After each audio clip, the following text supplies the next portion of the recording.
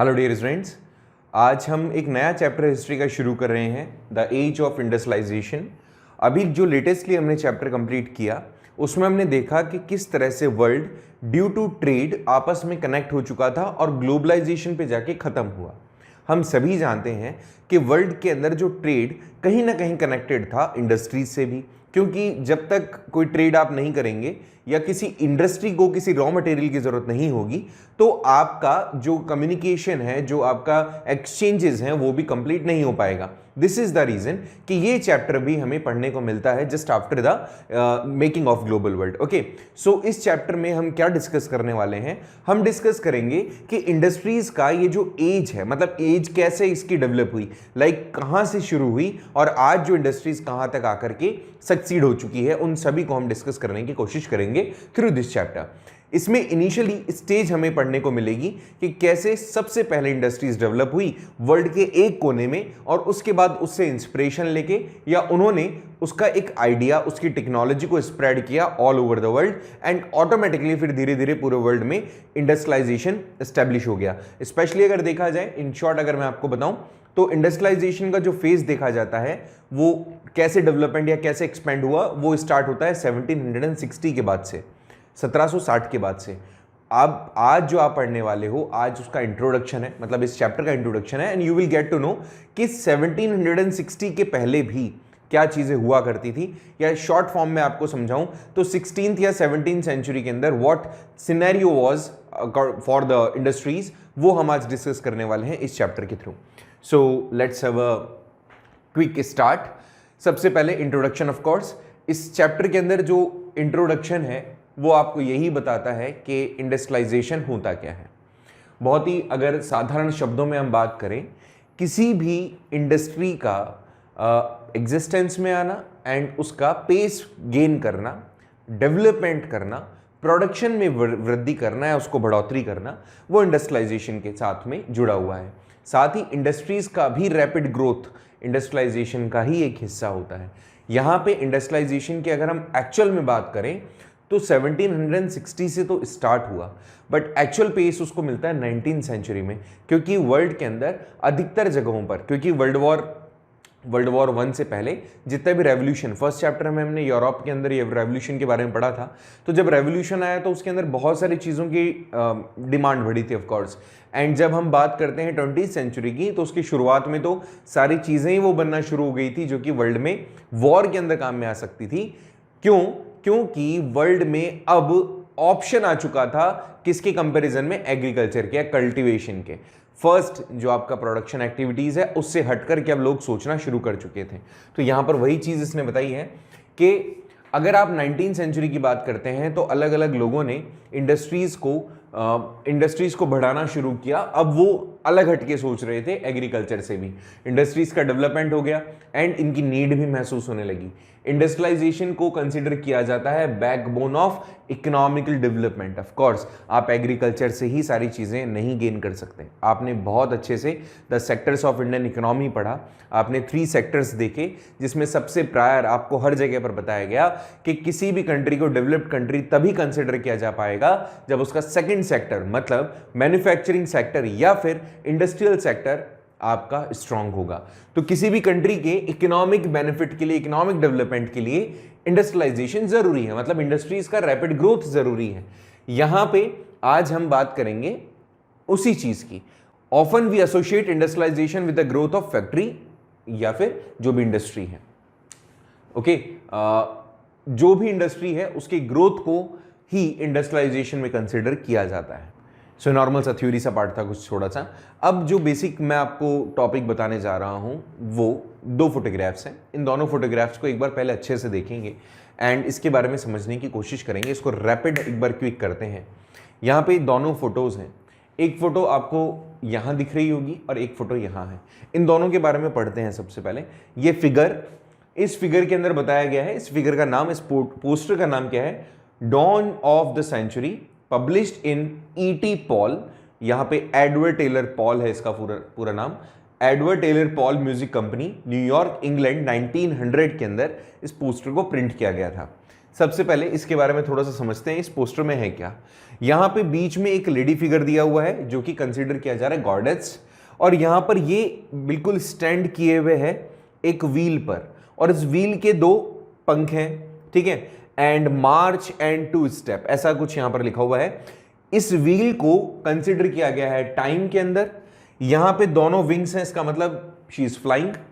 Goddess है, goddess कैसे consider कर रहे हो, दुनिया के ऊपर यहाँ पे ग्लोब आपको दिख रहा है, अर्थ आपको दिख रहा है, अर्थ के ऊपर यहाँ पे व्हील है। इसका मतलब शी वॉज टाइम ट्रैवलिंग, है ना, टाइम में ट्रैवल कर रही है, फ्यूचर में ट्रैवल कर रही है, जैसे यहां पर आपको मेंशन भी किया गया है, it is a symbolization of future travel. अब what things we can have here, यहां पे इन्होंने क्या क्या दिखाया। ट्रेन, अगर आपको नहीं क्लियरली दिख रहा होगा तो आप अपनी एक बार बुक में जरूर देखिएगा। ट्रेन दिखाई गई है, कैमरास दिखाए गए हैं, इंजन्स दिखाए गए हैं, ठीक है, एंड कुछ और दूसरी मशीन्स भी यहां पर दिख रही है हमें।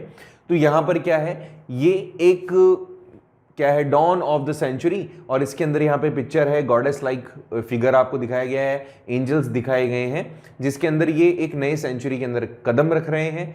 एक व्हील है जिसपे खड़ी है, टाइम को सिंबलाइजेशन कर रही है एंड फ्यूचर में ट्रैवल कर रही है, फ्लोट कर रही है अपने साथ साथ। कुछ साइंस हैं प्रोग्रेस के, जिसमें railways, camera, machines, printing press और फैक्ट्रीज भी यहाँ पर शो की गई है। ये सब कुछ यहाँ पर देखने को मिलता है। इसका मतलब 1900 में ये जब पोस्टर छापा गया तो इसका क्लियरली एक इंडिकेशन था दैट अब फ्यूचर में इतना सब कुछ होगा, डेवलपमेंट होगा, अच्छा प्रोग्रेस होगा इन सभी सेक्टर्स में। ऐसे ही एक और दूसरी तरफ एक फोटोग्राफ और है। इस फोटोग्राफ में इसका नाम पहले तो ये समझ लो, इस फोटोग्राफ का नाम है, इस पोस्टर का नाम है 2 मजीशियंस। अब ये जो 2 मजीशियंस हैं, इसमें पहला वाला जो फिगर है, पहले वाला फिगर को अलादीन कंसिडर किया गया है। हम सभी जानते हैं, हमारे यहाँ पे बहुत सारी टेल्स चलती हैं अलादीन वाली, जीनी अलादीन आपने सुना होगा। इसके पास में एक लैंप भी है, इस लैंप को इसने जब रब किया होगा तो इसमें से जिन निकला होगा, और जिन ने क्या किया, एक बहुत बड़ा सा एक महल बना दिया, बहुत ही ब्यूटीफुल सा महल बना दिया इसने। और ये पर्सन काफ़ी मतलब बैकवर्ड एरिया से बिलोंग कर रहा होगा, और इसने ड्रीम किया होगा कि ऐसा एक बहुत सुंदर सा महल हो। जबकि दूसरी तरफ भी एक पर्सन है जो कि मुझे इसकी यूनिफॉर्म से, इसके पॉस्चर से लग रहा है कि ये कोई आर्किटेक्ट है या फिर कोई कंस्ट्रक्शन वर्क में इंगेज इंजीनियर है। तो इसने क्या किया है, यहाँ पे देखो एफिल टावर दिख रहा है, बड़ी बिल्डिंग दिख रही है, ब्रिज दिख रहा है, शिप दिख रहा है, और यहां पर ये बताया गया कि दीज आर 2 पर्सन, एंड एक जो ड्रीम कर रहा है और एक जो कि कंस्ट्रक्शन करने की एबिलिटी रखता है। तो यहां पर अलादीन जो कि कंसिडर किया गया है, जो रिप्रेजेंट कर रहा है ईस्ट को और पास्ट को, जो ऐसा सोचा जाता था कि ऐसा कुछ हो सकता है सिर्फ ख्वाबों में। Now the people through there technology they are actually representing actual world, जो कि वेस्ट को रिप्रेजेंट करते हैं और मॉडर्निटी को रिप्रेजेंट कर रहे हैं। तो ये दोनों फोटोग्राफ कहीं ना कहीं अर्लियर टाइम में ये बताने के लिए प्रिंट की गई थी that the condition has change now and the people have the ability to discover more things and now they have capabilities to build the new scenario. So they have shown कि उन्होंने यहां पर अपनी capability से जो चीजें पहले ख्वाब थी उनको रियलिस्टिक किया। ओके, तो यहां पर ये दोनों ही अकाउंट है। इन दोनों इमेजेस में आपको ये देखने को मिलता है कि किस तरह से मॉडर्न वर्ल्ड अब आगे आ चुका है, जी चुका है। मॉडर्न वर्ल्ड एसोसिएटेड है टेक्नोलॉजी के रैपिड ग्रोथ से, चेंज से, इनोवेशन से, मशीन से, फैक्ट्री से, रेलवे से, एंड अब जो भी बड़े बड़े स्ट्रीम शिप्स हैं या फिर कोई बड़े जहाज हैं, उन सभी से ये सारी चीजें सिंबलाइज करती हैं। होपफुली यहां तक तुम्हें कोई भी तकलीफ नहीं है। तो इंट्रोडक्शन में सिर्फ हमने ये समझा कि किस तरह से इंडस्ट्रीज ग्रोथ कर सकती थी, जो पहले एक ख्वाब था, लेकिन लोग बहुत पहले समझ चुके थे कि ऐसा होगा, एंड दे हैव प्रूवन। अब आगे देखिए, इसके अंदर हम पढ़ते हैं कि इंडस्ट्रियलाइजेशन के पहले की कंडीशन क्या थी। अब पूरे वर्ल्ड के अंदर नो डाउट इंडस्ट्रियलाइजेशन एक साथ नहीं आया था। इंडस्ट्रियलाइजेशन के अंदर या उसको लेकर आने में बहुत लंबा स्ट्रगल रहा। अब ये कैसे हुआ? पहली चीज तो हमें समझनी ये जरूरी है कि इंडस्ट्रियलाइजेशन के पहले भी क्या कोई इंडस्ट्रीज काइंड ऑफ सिचुएशन हुआ करती थी, या लोग केवल अपने लाइवलीहुड के लिए एक ही चीज पे डिपेंडेंट थे? ऐसा बिल्कुल भी नहीं था। इंडस्ट्रीज जो आज आप बड़े पैमाने पर वर्क करते हुए देख रहे हो वैसा तो नहीं, बट हाँ इंडस्ट्रीज का कुछ हिस्सा, कुछ ग्लिम्स आपको वहां देखने को मिलती थी। I am talking about the earlier phase. अगर आप यहां थोड़ा सा गौर करेंगे तो आप यहां पर पढ़ेंगे एक नया वर्ड जो कि है प्रोटो इंडस्ट्रियलाइजेशन। अब ये प्रोटो इंडस्ट्रियलाइजेशन क्या है? ये बहुत ही सिंपल सा कंसेप्ट है कि जब फैक्ट्रीज इंग्लैंड के अंदर, यूरोप के अंदर आई थी, उसके पहले से ही इंटरनेशनल लेवल पे बड़े पैमाने पर प्रोडक्शन होता था कई चीजों का। यहां पर बस हाँ फैक्ट्रीज नहीं थी, लेकिन बहुत सारे हिस्टोरियंस इस फेज को रेफर करते हैं कि ये प्रोटो इंडस्ट्रियलाइजेशन है। क्या कि there was a large scale industrial production. जो चीजें आज इंडस्ट्रीज में बन रही है लोग पहले वाले टाइम पर भी बनाया करते थे। वर्क प्लेस फैक्ट्री में एक जगह पर हो जाता है, एक ही यूनिट में हो जाता है। दोबारा समझना, फैक्ट्रीज करती क्या है? जितने भी स्टेप्स हैं उन सभी को एक रूफ के अंदर लेकर आ जाती है, यही तो फैक्ट्री करती है। फैक्ट्री का होना और ऐसी कई सारी फैक्ट्रीज का होना इंडस्ट्रियलाइजेशन को बताता है। बट हम बात कर रहे हैं प्रोटो इंडस्ट्रियलाइजेशन की, तो बहुत सारे हिस्टोरियंस यही कहते हैं कि हाँ फैक्ट्रीज नहीं थी, जो भी प्रोडक्शन होता था, मैन्युफैक्चरिंग होता था, वो इंडस्ट्रीज में नहीं होता था। हाँ लेकिन ये भी आप जुटला नहीं सकते कि बहुत बड़े पैमाने पर इंडस्ट्रियल प्रोडक्शन प्रोड्यूस किया जाता था, मार्केट में बेचा जाता था और इवन इंटरनेशनल मार्केट में बेचा जाता था। ये जो फेज था, इस फेज को कहा गया प्रोटो इंडस्ट्रियलाइजेशन। एग्जामिनेशन में, आपके होम स्कूल एग्जामिनेशंस में ये चीज पूछी जाती है। In the 17th and the 18th century, merchants from the towns in Europe began moving to the countryside, supplying money। क्या होता था समझना, यहां पर इन्होंने कहा कि बहुत बार ऐसा देखा गया, हिस्टोरियंस मेंशन करते हैं कि 17th एंड 18th सेंचुरी के अंदर जो टाउन्स के अंदर रहने वाले मर्चेंट्स थे वो काउंट्री साइड जाते थे, वहाँ के किसानों को पैसा देते थे और पैसा देने के बाद में उनसे उन चीज़ों का प्रोडक्शन करवाते थे जो चीज़ें उनके लिए ज़रूरी थी और जिनकी डिमांड इंटरनेशनल मार्केट में थी। सॉरी, अब देखो आगे इसने कहा कि सप्लाई किया जाता था पैसा उन मर्चेंट्स को, उन पेजेंट्स को, सॉरी आर्टिशंस को, और उनको कहा जाता था कि भैया आप जो इंटरनेशनल मार्केट में जिन चीज़ों की डिमांड है उन चीज़ों को प्रोड्यूस करो। ऐसा ही कुछ यहाँ देखने को मिलता था। अब ये भी तो एक टाइप का इंडस्ट्रियलाइजेशन का ही पार्ट हुआ कि आप इंडस्ट्रीज को डेवलप करने के लिए जो भी रॉ मटेरियल आपको प्रोवाइड कर रहे हैं या जो भी जिस चीज़ की डिमांड बाहर है एज अ रॉ मटेरियल या फिर किसी और सब्स्टिट्यूट की फॉर्म में, उसको आप प्रोड्यूस करो। तो वही चीज़ यहाँ पर भी इनको प्रोड्यूस करने को कहा जाता था। किनको? पेजेंट्स को और आर्टिशंस को। ठीक है, ऐसे में होता क्या था, वो लोग उस चीज को फोकस करते थे कि हमें सेम वही चीजें ग्रो करनी है जिनसे हमें मुनाफा हो रहा है। अब वो हर एक चीज में नहीं पड़ते थे, वो उन्हीं चीजों को प्रोड्यूस करते थे जिनसे उनको फायदा हो सकता है। तो ऐसे में हुआ क्या, प्रोटो इंडस्ट्रियलाइजेशन से हम कहां पहुंचने लगे, हम अब एक नए फेज में पहुंचने लगे जहां पर लोग अब प्रोडक्शन उन चीजों को कर रहे हैं जिन पे मुनाफा ज्यादा है और उन्हीं चीजों को डिमांड भी उन्हीं की बढ़ेगी ऑफ कोर्स। तो ऐसे में अब जब बड़े पैमाने पे सारी चीजें होने लगी तो the people move towards the towns. अब लेकिन दिक्कत क्या होती थी, जब आप बात करते थे in the towns it was difficult for the new merchants to set up their businesses because there are some reasons. बहुत कुछ ऐसे कारण थे जब वो बड़े बड़े बिजनेसेस, मतलब आप मान के चलें जो नए मर्चेंट्स थे, they were unable to set up their businesses over the new territories just because of these reasons. बहुत बड़े कारण भी हैं। कुछ कारण तो ऐसे थे, सोचिए आप किसी एक टेरिटरी में हैं, उस टेरिटरी के अंदर आप बहुत सारी चीज़ें ग्रो करना चाह रहे हैं, सेटअप करना चाह रहे हैं, बट वो टेरिटरी आपके लिए बिल्कुल नहीं है। और उस टाइम पर तुम सभी जानते हो, हमने अभी यूरोप के अंदर पढ़ा था rise of nationalism in Europe वाले चैप्टर में, कि उस टाइम पर टेरिटरीज बहुत ज़्यादा वाइडली डिवाइडेड थी। वहाँ पे कोई नेशनलिस्ट सेंटिमेंट्स नहीं थे, वहाँ पर कोई एक यूनिक कल्चर नहीं था, एक ही जगह पर कई टाइप के कल्चर के लोग एक साथ बसे हुए थे। क्योंकि वहाँ पर कोई भी एक ऐसा नहीं कह सकते हो कि मैप बना हुआ था, कोई भी एक ऐसा एक पर्टिकुलर कंट्री है जहाँ पर एक ही कस्टम्स और प्रैक्टिसेस हो रही है, वहाँ पर तो सारे लोग थे। तो जिसके पास जो अथॉरिटी थी, जिस जगह की जो अथॉरिटी थी, वो अथॉरिटी उस तरह से वो लोग यूज करा करते थे अपने बेनिफिट के लिए। देखिए यहाँ लिखा हुआ है कि जब नए टाउन्स में लोग जाते थे, नए मर्चेंट्स जाते थे, उनको अपना बिजनेस सेटअप करने में प्रॉब्लम आती थी। सबसे बड़ा कारण ये था कि जो बड़े बड़े रूलर्स थे ना, उन रूलर्स ने गिल्ड्स का मतलब होता है एक ग्रुप ऑफ पीपल जो कि रूल करता है कहीं पर। तो राजा क्या कर देता था, ग्रांट कर देता था बड़े बड़े ग्रुप्स को गिल्ड्स। अब ये जो गिल्ड्स होते थे एक तरीके की मोनोपोली होती थी उनकी, एकाधिकार होता था, राइट होता था उनके पास में कि वो जो ट्रेड करना चाह रहे हैं, जो प्रोडक्शन करना चाह रहे हैं, वो कर सकते हैं किसी भी स्पेसिफिक रीजन में और स्पेसिफिक प्रोडक्ट को किसी एक विशेष जगह पर। मैंने कहा कि इस पर्टिकुलर एरिया पे एक्स का रूल होगा, तो इस एक्स के थ्रू ही ये डिसाइड होगा कि यहां पर क्या चीज प्रोड्यूस होगी और क्या चीज खरीदी और बेची जाएगी। अब ये जो गिल्ड्स थे, दीज पीपल, ये करते क्या थे, ये लोग एसोसिएटेड होते थे इन सभी प्रोसेस से कि आपको क्या प्रोड्यूस करना है, किस क्वांटिटी में करना है, कैसे आप प्रोड्यूस करेंगे। तो these people also give the trainings to the craft people. ये ट्रेनिंग्स भी देते थे कि भैया देखो आपको ऐसे ऐसे ग्रो करना पड़ेगा, ऐसे ऐसे आपको बनाना पड़ेगा इस चीज को, और फिर बाद में हम ही खरीदेंगे इसको।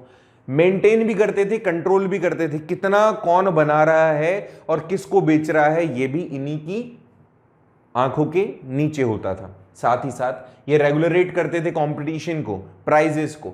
मतलब जो भी मैन्युफैक्चर कर रहा है, भाई ये इसको एक्स में दे रहा है, ये इसको वाई अमाउंट में दे रहा है, किसको, ये मान लेते हैं इनको, ये हो गया आपका गिल्ड और ये हो गया आपका ट्रेडर मान लो। तो ऐसे में यहां पर ये डिसाइड किया जाता था, डिस्कस किया जाता था कि भैया वो तो देख मुझे तेरा सेम प्रोडक्ट, ट्रेनिंग भी इन्होंने दी है, अल्टीमेटली पैसा इनके पास से जाएगा इन क्राफ्टमैन को, बट कितना जाना चाहिए, क्योंकि कम अगर देंगे तो इनको मुनाफा ज्यादा होगा। अब ये क्या करेंगे, यहां पर खरीदना बेचना वो सारा इनके हाथ में होगा, कंट्रोल इनके हाथ में है। तो ये प्रोडक्शन पे जब कंट्रोल कर रहे हैं तो कंपटीशन बढ़ा रहे हैं, प्राइसेस को अपने हिसाब से फ्लक्चुएट कर रहे हैं just to having the maximum benefits. लेकिन जो नए लोग थे उनको यहां ट्रेड करने के लिए रेस्ट्रिक्ट करते थे कि तुम यहां आकर के बिजनेस नहीं कर पाओगे। ये बोलेगा कि मैं एक्स अमाउंट में बेच रहा हूं, ये बोल रहा है मैं वाई अमाउंट में बेच रहा हूं।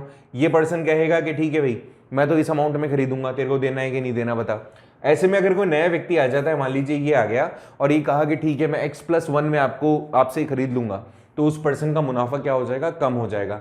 इसीलिए ये लोग इनको यहाँ नहीं आने देते थे। और दिस इज द रीजन कि जो नए लोग होते थे उनको कहाँ जाना होता था, उनको देहात वाले क्षेत्र, गांव वाले क्षेत्र में, कंट्री साइड्स में जाकर के बिजनेस करना होता था। ठीक है, तो नए ट्रेडर्स के लिए, नए मर्चेंट्स के लिए ये एक आप कह सकते हो एक बड़ा प्रॉब्लम था कि जो टाउन्स थे जहां पे बिजनेस हो सकता था, सीधा आपको अपॉर्चुनिटी मिलता था, वो तो पहले से ही अंडर द कंट्रोल थे गिल्ड्स के। एंड उसके बाद में जब वो कंट्री साइड जाते थे तो क्या सिनेरियो में चेंज होता था, let's have a look. What happened कि इन द कंट्री साइड जो पेजेंट्रीज थे या जो आर्टिशियंस थे वो मर्चेंट्स के लिए काम करने लग जाते हैं। अब देखो, जैसे मैंने आपको बताया कि नए जो मर्चेंट्स थे वो मूव कर जाते हैं कहाँ पे, वो ऑब्वियसली मूव करेंगे क्योंकि टाउन्स में जगह नहीं मिलती तो कंट्री साइड जाएंगे वो।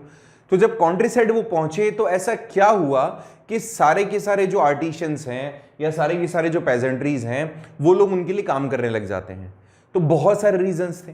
सबसे बड़ा रीजन आप सोचो, अगर आपको काम ही नहीं मिले कहीं और अचानक से कहीं काम मिल रहा है आपको, तो आप क्या करोगे, आप ये तो ढूंढोगे कि ठीक है मुझे कैसे भी मौका मिल जाए, कोई काम करने का मिल जाए ऑप्शन।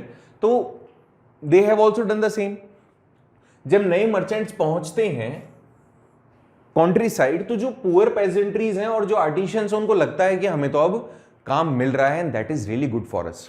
व्हाट हैपेंड, जब ये लोग वहां पहुंचे तो उन्होंने देखा, मतलब मैं मर्चेंट्स के बारे में बता रहा हूं, उनको लगा कि यहां पर बड़े बड़े प्लॉट्स तो है नहीं, कोई ऐसी जगह तो है नहीं। और इवन पेजेंट्रीज या आर्टिसंस को भी ये फील होता था, स्पेशली पुअर, जो बड़े रिच लैंडलॉर्ड्स थे उनको तो कोई दिक्कत नहीं थी, या जो बड़े फार्मर्स थे उनको भी कोई दिक्कत नहीं थी क्योंकि बड़े पैमाने पे कल्टीवेशन करते थे एंड वो हर जगह पर एक्सेप्टेड था। बट जो छोटे पेजेंट्रीज थी उनकी बड़ी दिक्कत होती थी। कैसे, वो उनके पास ना बड़ा लैंड था और ना ही ऐसे कोई दूसरे ऑप्शन थे, सोर्स ऑफ इनकम नहीं थी। सो फाइनली पहले तो वो क्या करते थे, जगह जगह पर घूमते थे और जगह जगह पर घूम करके बेरीज वगैरह कलेक्ट कर ली उन्होंने, वुड कलेक्ट कर ली और फिर उसे अपना लाइवलीहुड चलाते थे। बट जो प्रॉब्लम आई मेन कि जब उनके पास में जो छोटे छोटे प्लॉट्स थे, जो जितना कुछ भी बचा हुआ था वो भी उनके लिए सफिशिएंट रहना बंद हो गया, मतलब उनके पास सफिशिएंट रहा ही नहीं वो। तो ऐसे कंडीशन में अब उनको दूसरा इनकम सोर्स जनरेट करना था। तो ऐसा ही कुछ हुआ यहां पर जो लोग पहले जिन्होंने अपने बड़े बड़े लैंड से खो चुके थे, जिनके पास कुछ नहीं था, तो टोटली जो कि डिपेंडेंट थे किस पे, दूसरे सोर्स ऑफ इनकम के लिए उनको ढूंढना पड़ा ऐसा कुछ। तो बहुत सारे लैंड्स को अब, मतलब जो छोटे टाइनी प्लॉट्स थे, they were not sufficient for those, क्योंकि अब उनका रोजी उससे नहीं चल सकता था, उनसे उनका गुजारा नहीं हो सकता था। तो ऐसे में जब मर्चेंट्स वहां पहुंचे और उन्होंने कहा कि हम आपको जॉब ऑफर कर रहे हैं, अब वो चीजें हमारे लिए प्रोड्यूस करो जो चीजें हमारे काम की है, और कुछ मत करो आप। तो उन्होंने बोला कि बहुत सही बात है, हम तो आसानी से इस चीज को कर सकते हैं। क्यों?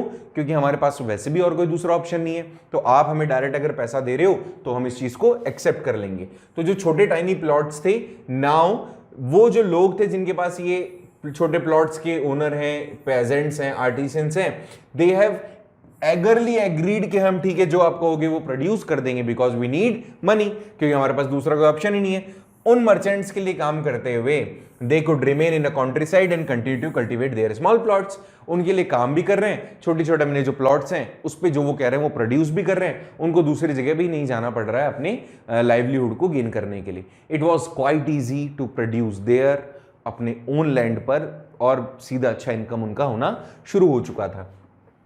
सो अगर आप यहां पर देखते हैं, with in this system the close relation developed between the town and the country side. वो लोग कहां रहते थे? बेसिकली जो मर्चेंट्स थे, जो नए मर्चेंट्स थे, या फिर नए मर्चेंट्स को तो मौका नहीं मिला, नए मर्चेंट्स अपने प्लेसेस को छोड़कर आ रहे थे, कंट्री साइड जा रहे थे, वहां पर पेजेंट्स को और आर्टिसंस को अपने हिसाब से काम करने के लिए एग्री कर रहे थे। उनको नए फील्ड नहीं ढूंढने पड़ रहे थे। रीजन क्योंकि वहां वो सेटअप भी नहीं कर सकते थे अपना बिजनेस। तो जैसे मान लीजिए मैं अगर कहीं एक्स जगह पर हूं, तो मैं अगर मेरी जॉब अपॉर्चुनिटीज को बढ़ाना चाह रहा हूं, अपनी लाइवलीहुड को और अच्छे से डेवलप करना चाह रहा हूं, तो मैं क्या करूंगा?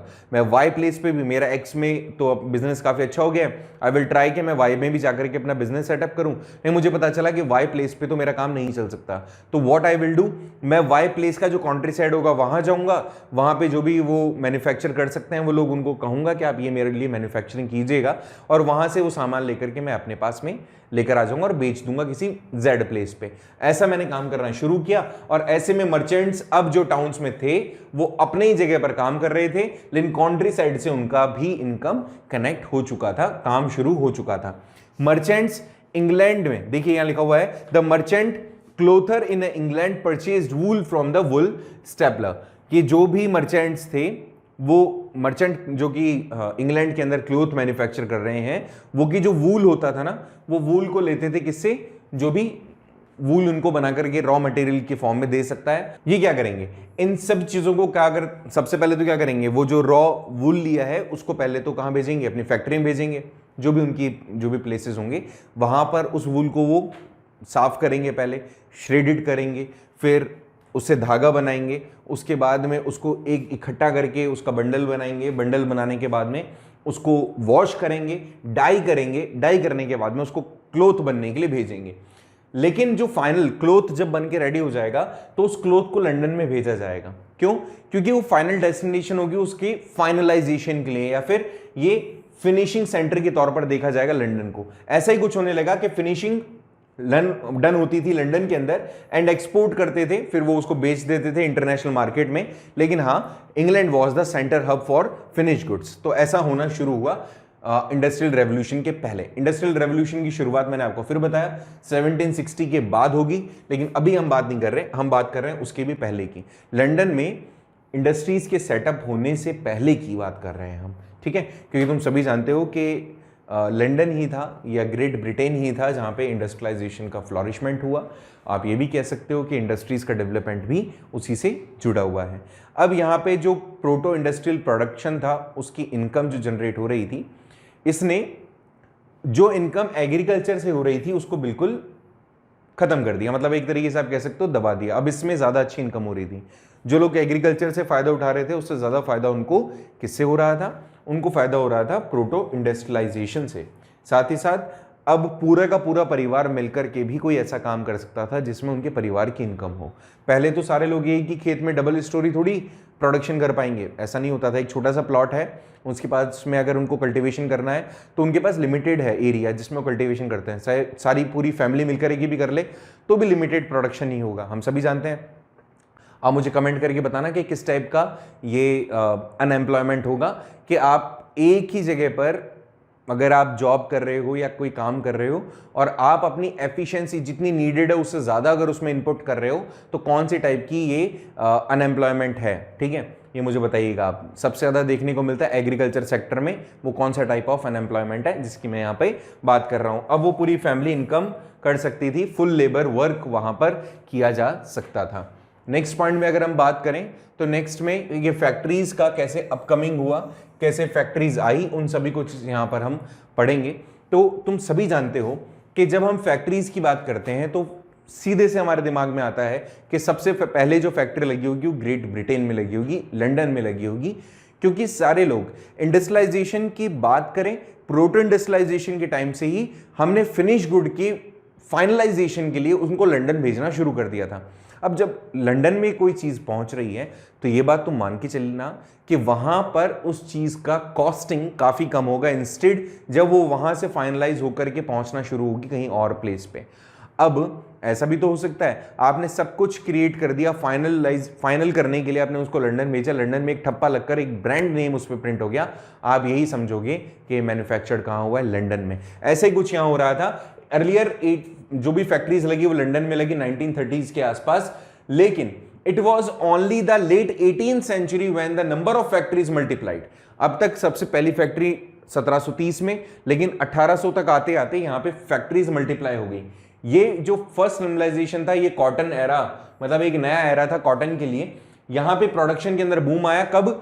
19th सेंचुरी की लेट 19th सेंचुरी, मीन्स 1800 के लास्ट में आते आते बूम आया है इसमें।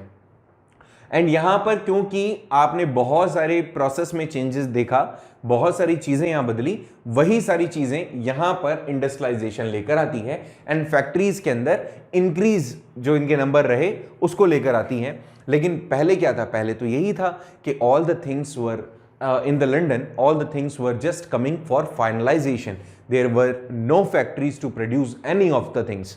कोई चीज वहां बन नहीं रही थी, और बन भी रही थी तो या वो वहां पर फाइनल, आप बोल सकते हो कि जो काट छांट है उसके लिए, एम्ब्रॉयडरी है फाइनल लोगों की, उसके लिए, इन सब चीजों के लिए आ रही थी। बन के तो बाहर से ही वो चीजें आ रही थी जिसको आपने प्रोटो इंडस्ट्रियलाइजेशन कहा। यहां पर अगर हम बात करें सीरीज ऑफ इन्वेंशंस, एक बहुत लंबे तरीके से बहुत सारे अलग अलग इन्वेंशंस हुए। रिचर्ड ऑकवर्ड ने क्रिएट किया सबसे पहले कॉटन मील, और इन्होंने 18th सेंचुरी के अंदर क्रिएट किया इसको, और फिर अपने जो प्रोडक्शन था उसके अंदर पेस को बढ़ा दिया। नए नए मशीन्स बनने लगी जिससे कि द कॉस्टली मशीन्स, अब लोग बड़ी बड़ी कॉस्टली मशीन्स को परचेज करना शुरू कर चुके थे, उसको सेटअप करना शुरू कर चुके थे। कब? हम बात कर रहे हैं 18th सेंचुरी के आसपास। एंड मेंटेन करना शुरू कर चुके थे अपनी मील्स के अंदर। जो प्रोडक्शन था, the process for doing the things, अब एक ही रूफ के अंदर आ चुका था।